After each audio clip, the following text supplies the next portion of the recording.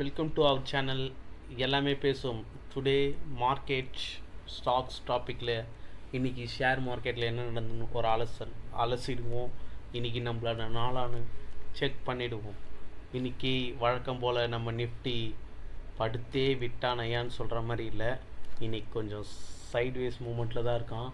ஏற்ற இறக்கமாக போய் ஆஃப்டர்நூனுக்கு அப்புறம் இறங்கி நின்ட்டான். பிகாஸ் மார்க்கெட் டென்ஷன், நம்ம ட்ரம்ப் சார் என்ன சொல்லுவார்னு அந்த பயம். ஸோ மார்க்கெட் ஓரளவுக்கு கண்ட்ரோலில் இல்லாமல் போகிறதுனால இந்த அன்சர்டனிட்டி யூஸ் பண்ணி மார்க்கெட் இப்போ டல்லாக தான் இருக்குது. ப்ரீவியஸ் பீக் அடிக்குமானா கண்டிப்பாக அடிக்கும். அதுக்கான டைம் வரப்போகுதுன்னு தான் நான் என்னோடய எக்ஸ்பெக்டேஷன். ஆனால் எப்போ அடிக்குன்றது இப்போ தெரில. ஸோ நம்ம நிஃப்டியில் இப்போத்துக்கு நல்ல காலம் இப்போத்துக்கு பிறக்கலை. ஸோ ட்ரம்ப் ஐயா என்ன சொல்லுவார்னு பார்த்து நம்மளோட இன்வெஸ்ட்மெண்ட்டை ஃபோக்கஸ் பண்ணுவோம். ஸோ இன்றைக்கி நிறைய அப்பர் சர்க்கியூட் இருக்குது, கொஞ்சம் லோயர் சர்க்கியூட் இருக்குது. மார்க்கெட் அந்தளவுக்கு படுக்கலை. ஸோ நம்ம நிஃப்டி 50ல் இருக்க கம்பெனிலாம் பார்த்திங்கன்னா மேக்ஸிமம் ஓரளவுக்கு நல்ல பர்ஃபார்மன்ஸில் தான் இருக்குது. ஸோ டுடே மார்க்கெட் மேக்ஸிமம் என்னோடய பாயிண்ட் ஆஃப் வியூவில் நல்ல மார்க்கெட் தான். நெக்ஸ்ட்டு சன் டிவியில் இருக்க மாறன் பிரதர்ஸ் பிரச்சனை ஆல்மோஸ்ட் முடிஞ்ச மாதிரி தான் என்னோடய அண்டர்ஸ்டாண்டிங்கில் தெரியுது. வர நியூஸ்லாம் அதுக்கேற்ற மாதிரி தான் இருக்குது. ஸோ இன்வெஸ்ட் பண்ணணுன்னு நினைக்கிறவங்க இப்போ கன்சிடர் பண்ணுற சுச்சுவேஷனில் தான் இருக்குன்றது என்னோடய அண்டர்ஸ்டாண்டிங்.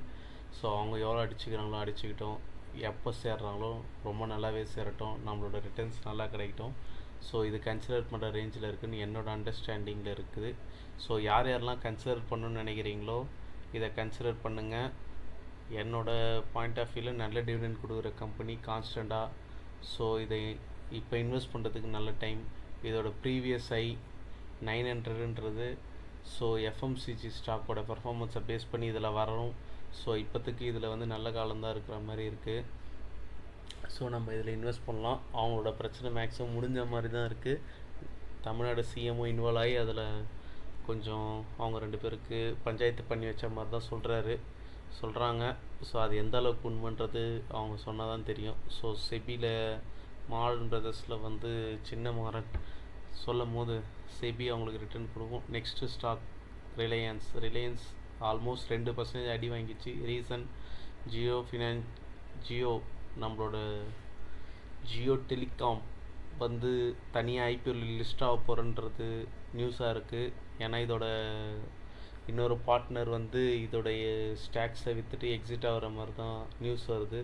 மேக்ஸிமம் இது நம்ம ஷேர் மார்க்கெட்டில் நடக்கிறது தான். ஸ்டார்டிங்கில் பேஸில் இன்வெஸ்ட் பண்ணிவிட்டு அதோட நல்ல டைமில் ரிட்டர்ன் எடுத்துகிட்டு நெக்ஸ்ட்டு ஸ்டாக்ஸில் அவங்க மூவ் ஆன் பண்ணிட்டு போயிடுவாங்க.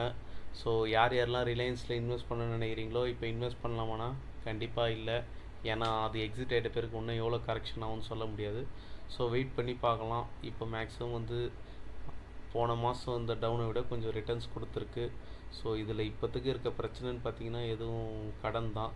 ஸோ அவர் எந்த அளவுக்கு கொடுப்பான்னு தெரில. பட் இதில் நிறைய கம்பெனி இருக்கனால நம்ம இன்வெஸ்ட் பண்ணலாம். பட் இப்போ இல்லை, கொஞ்சம் டைம் கழித்து இன்வெஸ்ட் பண்ணலாம். நெக்ஸ்ட்டு நம்ம பார்க்க போகிற ஸ்டாக்ஸ் ஜியோ ஃபினான்ஷியல்ஸ். இது நல்ல ஸ்டாக் தான். ஆக்சுவலி இப்போ இருக்க கரெக்ஷனுக்கும் இது நல்ல ஸ்டாக் தான். இது கரெக்ஷன் ஆச்சுன்னு சொல்ல முடியாது. பட் இதை கரெக்ஷனில் இந்த பீரியடில் எல்லாருமே விட்டாச்சு. நானும் கொஞ்சம் கன்சிடர் பண்ணேன். லாஸ்ட் மந்த்து நல்ல டைமாக தான் இருந்தது. இது என்னோடய ஃபேவரட் ஸ்டாக்கு. இப்போ இதில் நல்ல நியூஸும் வந்துட்டு தான் இருக்குது. இப்போ இது இன்வெஸ்ட் பண்ணலாமுன்னா நீங்கள் கொஞ்சம் கொஞ்சமாக இன்வெஸ்ட் பண்ணுறது நல்லது. 1-2 இன்வெஸ்ட் பண்ணுங்கள். நிறைய கரெக்ஷன் வந்ததுன்னா நம்மளால் தாங்க முடியாது. பட் இதில் ஏற்றன்றது நிறைய இருக்கிற மாதிரி தான் இருக்குது. ஏன்னா இவங்க மியூச்சுவல் ஃபண்டில் இன்வால்வ் ஆகியிருக்காங்க. நெக்ஸ்ட்டு இவங்களோட பார்ட்னரும் நல்ல பார்ட்னராக தான் இருக்கிறாங்க. இப்போ இதில் இன்வெஸ்ட் பண்ண போகிற பார்ட்னர். நெக்ஸ்ட்டு இவங்க ட்ரேடிங் இதெல்லாம் நம்மளுக்கு இதுக்கு சப்போர்ட் பண்ண போகிறாங்க. நம்ம ஸ்டாக்ஸ் மார்க்கெட்டில் நம்ம ஸ்டாக் வாங்குகிற ஜீரோதா, ஏஞ்சலன் மாதிரி. ஸோ ஃபர்தராக இவங்க நமக்கு நல்ல ரிட்டர்ன்ஸ் கொடுக்கறதுக்கு நிறைய சான்சஸ் இருக்குது. ஸோ யாரெல்லாம் ரிலையன்ஸ் கன்சிடர் பண்ணுறோன்னு நினைக்கிறீங்களோ கம்மியான ப்ரைஸுக்கு இதை கன்சிடர் பண்ணுங்கள். யாரெல்லாம் பெரிய வால்யூம் கன்சிடர் பண்ணணும்னு நினைக்கிறீங்களோ கொஞ்சம் வெயிட் பண்ணி அந்த மெயின் ரிலையன்ஸை நீங்கள் கன்சிடர் பண்ணுங்கள். ஸோ நெக்ஸ்ட்டு நம்ம இந்த மார்க்கெட்டில் பார்க்க போகிற ஸ்டாக்ஸ் ஃபேஷன் ஸ்டாக். இது நல்ல ப்ராடக்ட் அப்படின்ற மாதிரி தான் எனக்கு பாயிண்ட் ஆஃப் வியூவில் இருக்குது. ஏன்னா நான் கன்சிடர் பண்ணுற ஒன் ஆஃப் த ரீசன்ஸ்லாம் யார் அதிகமாக யூஸ் பண்ணுறாங்க, பட் யூசேஜில் இருக்க ஸ்டாக் அதே மாதிரி இப்போ கரண்ட் ட்ரெண்டில் இருக்கானா இந்த ஸ்டாக் கண்டிப்பாக இருக்குது. எனக்கு தெரிஞ்ச ஒரு சிலரும் இந்த ப்ராடக்டை நிறைய யூஸ் பண்ணுறாங்க. ஸோ இது மேக்ஸிமம் இது வந்து நல்ல ரிட்டர்ன் கொடுக்கும்னு நினைக்கிறேன் ஃப்யூச்சரில். ஸோ இதை எல்லாருமே கன்சிடர் பண்ணுங்கள். இதை உங்கள் ஃபினான்ஷியல் அட்வைசர்கிட்ட வெரிஃபை பண்ணுங்கள். உங்கள் ஃப்ரெண்ட்ஸ் அண்ட் எல்லாருக்கும் ரெஃபர் பண்ணுங்கள். இதை பற்றி எப்படின்ட்டு கேட்டு பாருங்கள். இது கண்டிப்பாக நீங்கள் இதை பற்றி சொன்னீங்கன்னா மேக்ஸிமம் 5 பேரில் 3 பேருக்கு தெரியறதுக்கு சான்ஸ் இருக்குது. ஏன்னா இப்போ இவங்க அதிகமாக இன்வெஸ்ட் பண்ணி அட்வர்டைஸ்மெண்ட் பண்ணுறாங்க. அதே மாதிரி இந்த ப்ராடக்ட்டும் வந்து நிறைய பேர் யூஸ் பண்ணுறாங்க. ஸோ மார்க்கெட்டில் இது ஒரு பெரிய பொசிஷன் வரத்துக்கு சான்ஸ் அதிகமாக இருக்குது. என்னோடய பாயிண்ட் ஆஃப் வியூவில் நான் என்னோடய ஒன் ஆஃப் த வாட்ச் லிஸ்ட்டில் இதை வச்சுருக்கேன். அடுத்து வந்து இன்னியோட டாப் கெய்னரில் பார்த்தீங்கன்னா ஒன் ஆஃப் த இது அதுவும் இருக்குது. ஸோ இது வந்து ஒரு 2 நாள் முன்னாடி நல்ல ரிட்டர்ன்ஸ் கொடுக்காம தான் இருந்தது. ஸோ இது ஏன்னா இதில் இருக்க ஸ்டேக்கை வந்து விற்றாங்கன்ட்டு, பட் இப்போ வந்து ஏறி இருக்குது. ஸோ மார்க்கெட் கண்டிப்பாக ஒரு இறங்குச்சுன்னா ஏறுன்றதுல எந்த மாற்ற கருத்தும் இல்லை. இல்லைனா நான் வந்து நல்ல ஸ்டாக் வாங்குவேன் அப்படின்னாங்கன்னா இன்னையோட top gainer one of the gainer வந்து நம்மளுடைய எம்ஆர்எஃப். ரொம்ப நாள் ஒரு நியூஸே வராது இந்த ஸ்டாக்கு, இப்போ நியூஸ் வருது. ஸ்டாக்னால எல்லோரும் எம்ஆர்எஃப்பில் தான் எக்ஸாம்பிளாக பேசுவாங்க. ஏன்னா எம்ஆர்எஃப்பில் அப்போ இன்வெஸ்ட் பண்ண எல்லாருக்கும் வாழ்த்துக்கள். ஒன் ஆஃப் த அதர் வோடஃபோனை பற்றியும் பேசுவாங்க. பட் வோடஃபோனில் இப்போ என்ட்ரு ஆகணும்னா கண்டிப்பாக வெயிட் பண்ணி என்ட்ரு ஆகுறவங்க இன்வால்வ் ஆகுங்க. ஏன்னா அதில் கொஞ்சம் ரிஸ்க் அதிகமாக இருக்குதுன்னு தான் என்னோடய பாயிண்ட் ஆஃப் வியூ. அதேமாதிரி சகிலிட்டின்னு ஒரு கம்பெனி இருக்குது. பட் இந்த கம்பெனியில் நான் இன்வெஸ்ட் பண்ணணும்னு கேட்டிங்கன்னா கண்டிப்பாக இன்வெஸ்ட் பண்ணுவேன். ஏன்னா இது வந்து ஒன் ஆஃப் த நல்ல ஸ்டாக்காக தான் எனக்கு படுது. ஏன்னா இதில் இந்த கம்பெனியும் கொஞ்சம் தெரிஞ்ச கம்பெனி தான். ஸோ லீடிங் பிளேயராக தான் இவங்க இந்த சர்க்கியூட்டில் வருவாங்கன்னு நினைக்கிறேன். ஸோ இதில் இன்வெஸ்ட் பண்ணணும்னு நினைக்கிறவங்க இன்னும் கொஞ்சம் கரெக்ஷன் ஆனவுன்னு இன்வெஸ்ட் பண்ணுங்கள். ஏன்னா இந்த ப்ரைஸ் வந்து நான் கண்டிப்பாக இன்வெஸ்ட் பண்ண மாட்டேன்.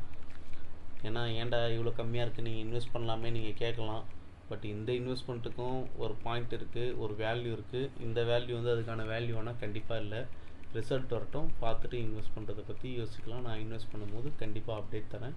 பட் இப்போத்துக்கு நான் அதை இன்வெஸ்ட் பண்ணல. அப்புறம் நெக்ஸ்ட்டு ஸ்டாக் பார்த்திங்கன்னா ரேமண்ட் ரியாலிட்டி நல்ல ஏற்றம் கொடுத்தது போன வாரத்தில். இந்த வாரத்தில் கண்டிப்பாக இறக்கம் கொடுக்கும். ஏற்றமும் இறக்கமும் மார்க்கெட்டில் நிரந்தரம். அதை நம்ம யாராலையும் வந்து எதுவும் சொல்கிறதுக்கு ஒன்றும் இல்லை. பட் ஏறுறதும் இறங்குறதும் ஒரு நல்ல ரீசனுக்காகவும், நல்ல ரீசன் இல்லாமல் இறங்குச்சுன்னா கண்டிப்பாக அதில் நம்ம இன்வால்வ் ஆகணும். ஏன்னா மார்க்கெட்டுன்றது ரிஸ்கில் ரிவார்ட் கொடுக்குற ஒரு இது.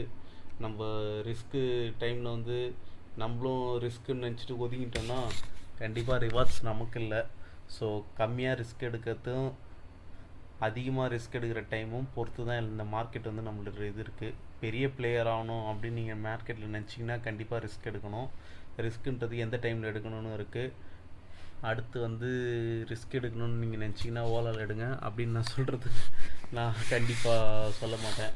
ஏன்னா நான் இப்போ எப்படி நான் ஒரு ஃபேஷன் ஐட்டமை பற்றி பேசும்போது நல்ல ரீசன் சொல்லணும், இதில் நான் நிறைய விசாரிக்கும் போது நல்ல ரீசன் எனக்கு படலை. ஏன்னா நான் யூசர்ஸ்கிட்ட கொஞ்சம் பேர் பேசும்போது அவங்க சொன்னது வந்து அந்தளவுக்கு ஏற்றுக்கிற மாதிரி இல்லை. நான் ஒரு பைக் வாங்கலான்னு கன்சிடர் பண்ணாலும் அதை நான் இப்போ பண்ணுவேனான்றது சொல்ல முடியாது. ஸோ அதனால் இதை வந்து நான் கண்டிப்பாக கொடுக்க மாட்டேன்.